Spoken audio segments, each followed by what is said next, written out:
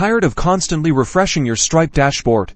Stripe webhooks are the answer, unlocking real-time magic for your business. Manually checking your Stripe dashboard for updates is time-consuming and inefficient. Let's automate that. First, log into your Stripe developer dashboard and navigate to the Webhooks section, usually found under the Developers tab. Next, click the Add Endpoint button. This is where you'll tell Stripe where to send the event notifications. In the Endpoint URL field, enter the URL of your server that will receive the webhook events.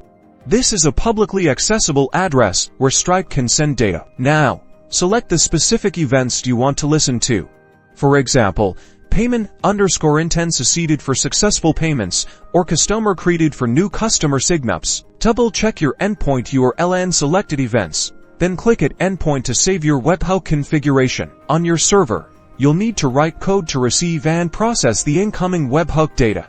This typically involves verifying the signature for security and then performing actions based on the event type. Now, whenever a selected event occurs in your Stripe account, your server will receive a notification, allowing you to automate tasks like updating databases, sending emails, or triggering other processes. For more detailed information and advanced configurations, refer to the official Stripe webhooks documentation. The link is in the description below.